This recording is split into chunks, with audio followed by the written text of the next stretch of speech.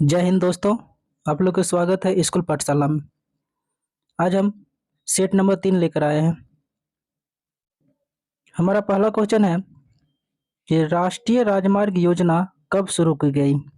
राष्ट्रीय राजमार्ग योजना कब शुरू किया गया, यानी एनएच जो है ना, यह एनएच योजना नेशनल हाईवे योजना कब शुरू किया गया।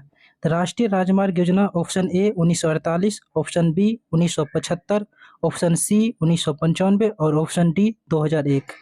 राष्ट्रीय राजमार्ग योजना ऑप्शन सी 1995 ईस्वी में शुरू किया गया।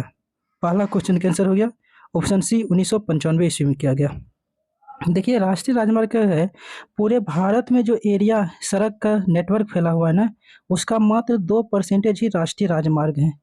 लेकिन पूरे भारत में जो यातायात होता है ना, अगर यातायात पूछा जाएगा तो यातायात का 40% एनएच के द्वारा होता है। एनएच का बिछाव कितना है, एरिया कितना है, मात्र 2%। यातायात कितना होता है, 40% होता है। चलिए दोस्तों, दूसरा क्वेश्चन देखते हैं। दूसरा क्वेश्चन हमारा है, पीली क्रांति का संबंध किससे है। पीली क्रांति का संबंध किससे है। पहला ऑप्शन ए दाल से, ऑप्शन बी तिलहन से, ऑप्शन सी सूर्यमुखी से और ऑप्शन डी मछली से। पीली क्रांति का संबंध है ऑप्शन बी तिलहन से। इसके बारे में कुछ लिखिए दोस्तों। एक तरफ आप क्रांति लिखिए और दूसरी तरफ आप उसके विषय यानी किस चीज से संबंधित है विषय लिखिए। क्रांति की तरफ पहला पॉइंट लिखिए नीली क्रांति और उसका विषय लिखिए मत्स्य पालन से संबंधित है। नीली क्रांति मछली पालन से संबंधित है। दूसरा नंबर में बादामी क्रांति या मसाला के उत्पादन से संबंधित है। तीसरा नंबर में लिखिए गुलाबी क्रांति या झींगा मछली के उत्पादन से संबंधित है। चौथा नंबर में हरित क्रांति या अनाज या खाद्यान्न उत्पादन से संबंधित है। चौथा नंबर में श्वेत क्रांति, पांचवा नंबर में श्वेत क्रांति या दूध उत्पादन से संबंधित है और छठा नंबर में रजत क्रांति या अंडा उत्पादन से संबंधित है। ये सब पॉइंट दोस्तों याद रखिएगा क्योंकि ये सब पॉइंट पूछ लिया जाता है। चलिए हम नेक्स्ट क्वेश्चन पर जाते हैं। भारत में उत्पादित की गई कितने प्रतिशत कॉफी निर्यात की जाती है। निर्यात का मतलब होता है बेचा जाता है। भारत में जो कॉफी उत्पादन किया जाता है उसका कितना परसेंटेज कॉफी को निर्यात किया जाता है यानी बेचा जाता है। ऑप्शन ए हमारा है 20%, ऑप्शन बी हमारा है 70%, ऑप्शन सी है 10% और ऑप्शन डी है 50%। भारत में जो कॉफी का उत्पादन किया जाता है उसका कितना परसेंटेज निर्यात किया जाता है यानी बेचा जाता है। तो ऑप्शन सी 10% बेचा जाता है। और देखिए, भारत में कॉफी का उत्पादन सबसे ज्यादा कहाँ पे होता है, पॉइंट देके लिखिए। पहला पॉइंट कि भारत में कॉफी का उत्पादन सबसे ज्यादा कर्नाटका में होता है। भारत में कॉफी का उत्पादन सबसे ज्यादा कर्नाटका में होता है। अगर विश्व में कहे जाएगा कि कौन कौन सा देश है जो कॉफी का उत्पादन करता है, तो विश्व में ब्राजील, वियतनाम, इंडोनेशिया, कोलंबिया और भारत, ये सब देशों में मुख्य रूप से कॉफी का उत्पादन होता है। ब्राजील में होता है, वियतनाम में होता है, इंडोनेशिया में होता है, कोलंबिया में होता है, भारत में होता है। भारत में पूछा जाएगा तो भारत में सबसे ज्यादा कॉफी का उत्पादन कर्नाटका में किया जाता है। विश्व में सबसे ज्यादा कॉफी का उत्पादन पूछा जाएगा तो विश्व में सबसे ज्यादा कॉफी का उत्पादन ब्राजील में किया जाता है। उसके बाद एक जगह है जिसका नाम है साओ साओ पाउ पाउलो साओ पाउलो। इस साओ पाउलो को कॉफी का मंडी कहा जाता है। ये भी नोट करके लिखिएगा, साओ पाउलो को कॉफी का मंडी कहा जाता है। चलिए दोस्तों, अब हम नेक्स्ट क्वेश्चन देखते हैं। क्वेश्चन नंबर 4 हमारा है, दुर्गापुर इस्पात कारखाना किसकी सहायता से स्थापित किया गया। दुर्गापुर इस्पात कारखाना, सबसे पहले हमें यह देखना है कि ये दुर्गापुर इस्पात कारखाना है कहाँ। तो दुर्गापुर इस्पात कारखाना आपको वेस्ट बंगाल में है, पश्चिमी चंपारण में, पश्चिम बंगाल में है दुर्गापुर इस्पात कारखाना। कहता है कि ये दुर्गापुर इस्पात कारखाना किसके सहायता से स्थापित किया गया। ऑप्शन ए जर्मनी की सहायता से, ऑप्शन बी अमेरिका की सहायता से, ऑप्शन सी इंग्लैंड की सहायता से और ऑप्शन डी नॉर्वे की सहायता से।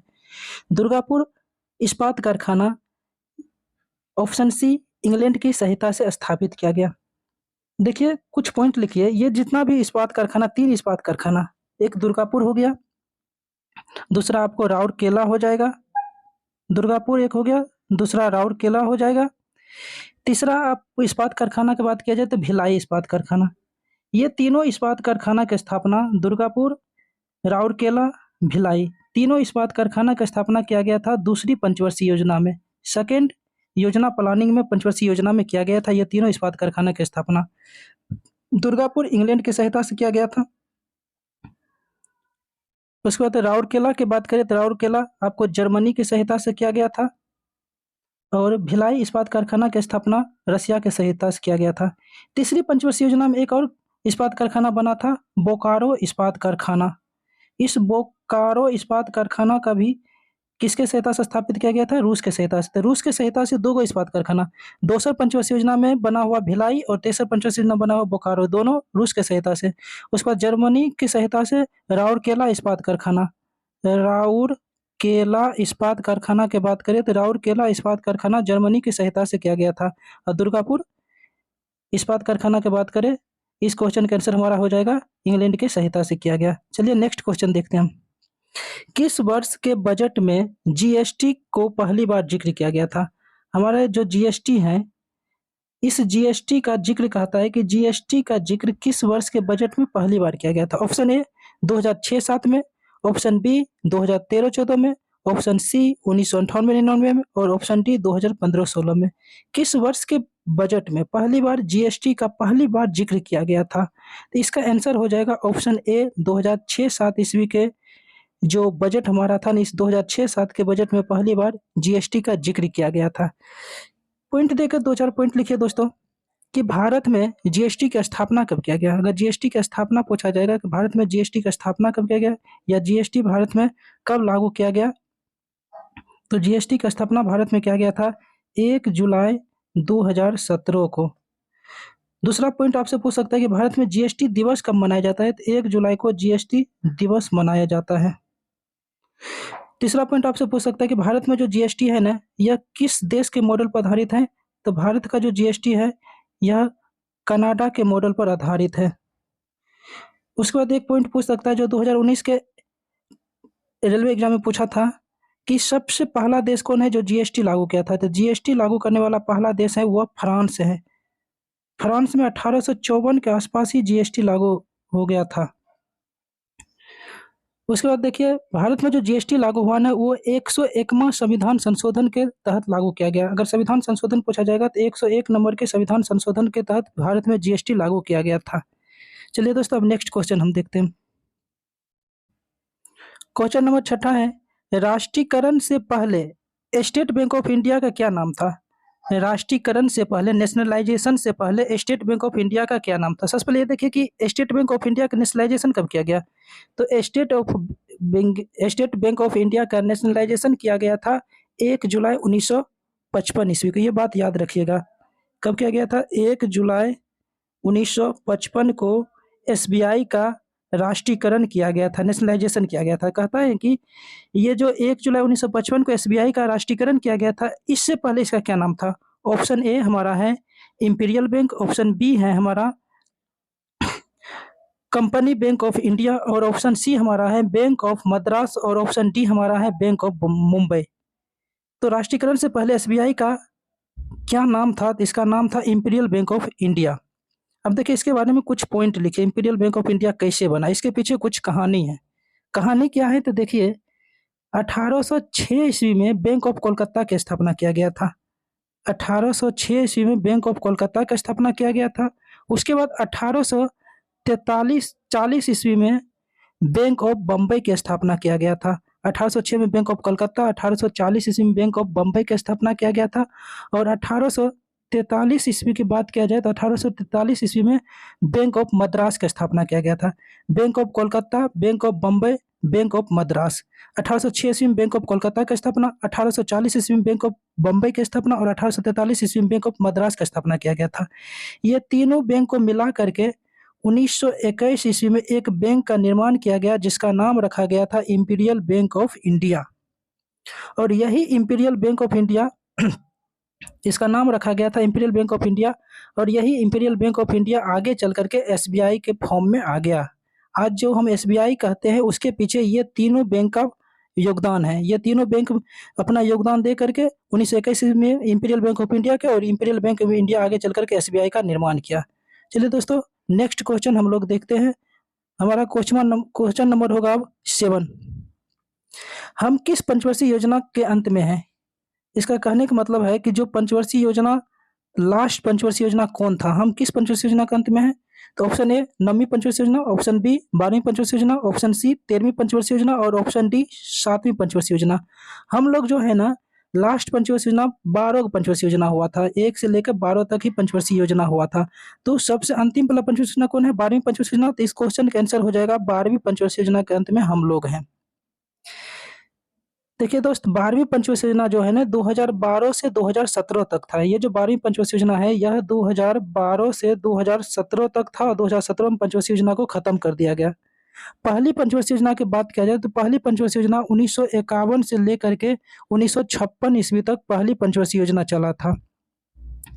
उसके बाद रोलिंग प्लान, एक पॉइंट यहाँ पर देकर लिखिए रोलिंग प्लान के बारे में। रोलिंग प्लान से क्वेश्चन पूछ लिया जाता है। इसका हिंदी होता है अनवरत योजना। रोलिंग प्लान यानी अनवरत योजना।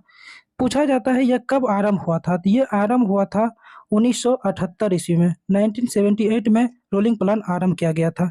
चलिए दोस्तों नेक्स्ट क्वेश्चन देखते हैं हम लोग। क्वेश्चन नंबर 8 हमारा है, रेलवे आधारित संरचना के लिए इस समय विदेशी प्रत्यक्ष निवेश की सीमा क्या है? रेलवे आधारित संरचना के लिए अभी प्रेजेंट टाइम में विदेशी प्रत्यक्ष निवेश की सीमा क्या है? कितना परसेंटेज विदेशी प्रत्यक्ष निवेश होता है? Option A 50%, option B 75%, option C 100% और ऑप्शन डी हमारा है 0%। तो विदेशी प्रत्यक्ष निवेश रेलवे पर हमारा जो इस समय है ऑप्शन सी 100% है।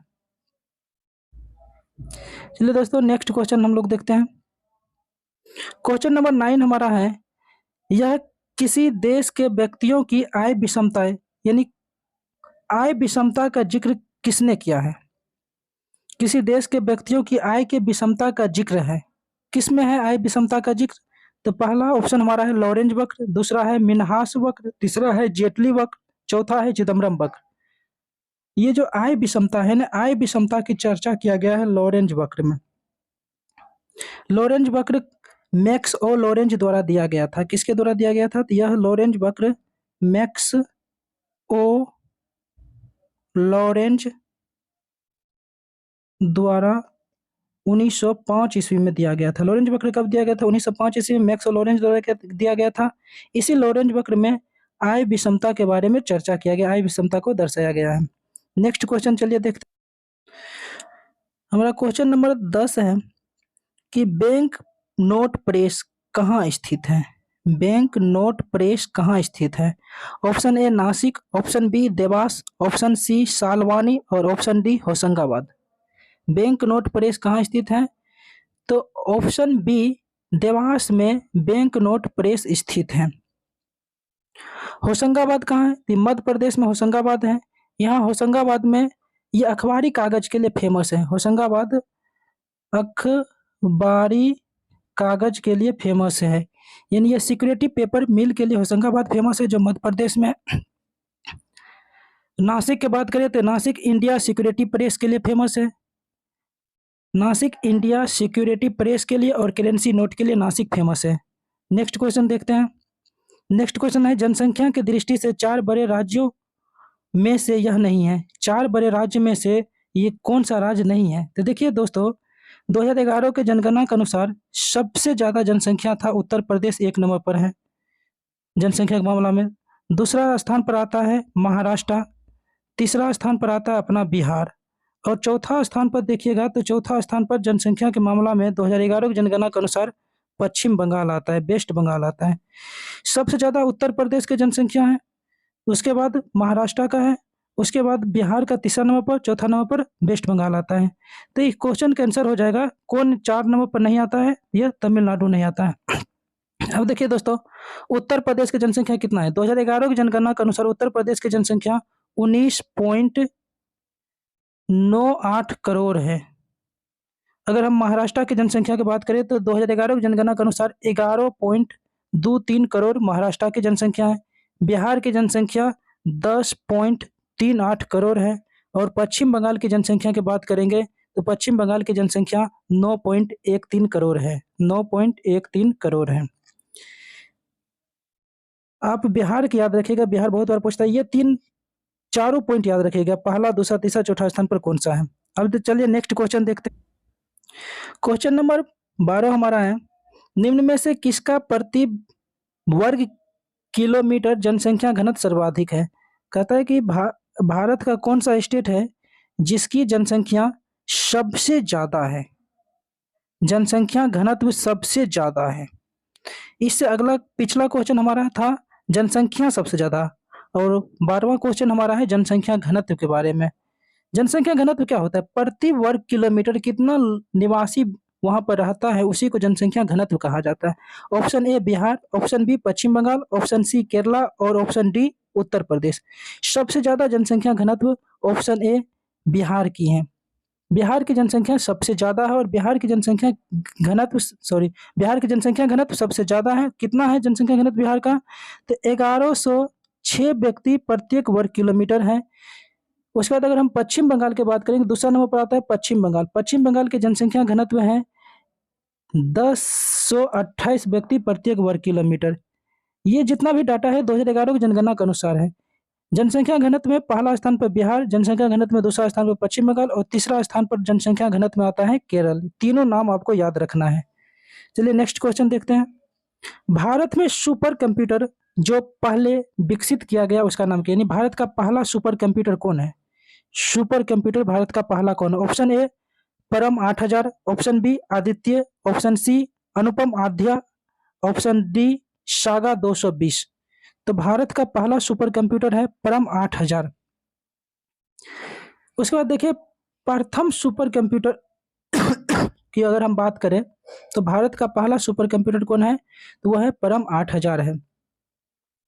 सुपर कंप्यूटर के जन्मदाता किसे कहते हैं? तो सुपर कंप्यूटर के जन्मदाता कहा जाता है सेमॉन को। लिख लीजिए नोट करके कि सुपर कंप्यूटर का जन्मदाता किसे कहते हैं? तो इसे सेमॉन को, सुपर कंप्यूटर का जन्मदाता सेमॉन क्रे को कहा जाता है। कंप्यूटर के जन्मदाता पूछेगा तो चार्ल्स बेबेज हो जाएगा। सुपर कंप्यूटर के जन्मदाता पूछेगा, इसका जनक पूछेगा तो ये सेमॉन क्रे हो जाएगा। चलिए दोस्तों नेक्स्ट क्वेश्चन देखते हैं। Question number 14। क्वेश्चन नंबर 14 है कि भारत में 4G सेवा कब शुरू किया गया था? अभी तो 5G का जमाना आ गया, तो 4G सेवा कहता है कब शुरू किया गया था? Option A 2000, option B 2012, option C 2016 और ऑप्शन डी अभी आरंभ नहीं हुआ है। तो भारत में 4G सेवा की शुरुआत किया गया था ऑप्शन बी 2012 में। देखिए दोस्तों 5G भी भारत में शुरू हो गया है, और 5G भारत में 2022 के अंत में हुआ है। 2022-23 में 5G शुरू कर दिया गया है। 2022 के अंत में हुआ है 5G, ये भी याद रखिएगा। चलिए दोस्तों नेक्स्ट क्वेश्चन देखते हैं हम। क्वेश्चन नंबर 15 हमारा है कि यूके, ब्रिटेन को ही यूके कहा जाता है, कहता है कि यूके का जो शेयर मूल्य सूचकांक क्या है? यानी यूके का शेयर बाजार का क्या नाम है? Option A stocks, option B FTSE 100, option C SET और ऑप्शन डी JCL। ब्रिटेन का जो शेयर बाजार है ना उसका नाम है ऑप्शन बी FTSE 100। देखिए जापान का जो टोक्यो शहर है उसका शेयर बाजार का नाम निक्की है। थाईलैंड का शेयर बाजार का नाम सेट है। थाईलैंड का शेयर बाजार का नाम सेट है। चलिए दोस्तों अगला क्वेश्चन देखते हैं। रिजर्व बैंक ऑफ इंडिया के पहला गवर्नर कौन था? RBI का पूछ रहा है कि पहला गवर्नर कौन है। सबसे पहले देखिए, पहले तो इस क्वेश्चन का आंसर दे दीजिए।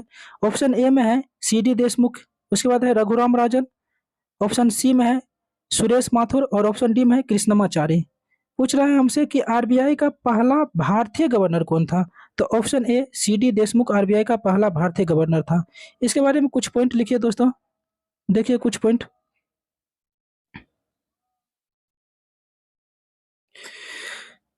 RBI के बारे में कुछ लिखिए दोस्तों। सबसे पहले RBI का स्थापना किस एक्ट के द्वारा किया गया था? तो RBI का स्थापना किया गया था 1934 के एक्ट के द्वारा।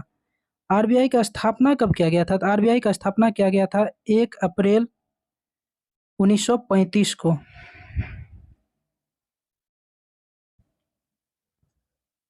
चलिए दोस्तों नेक्स्ट क्वेश्चन देखते हैं।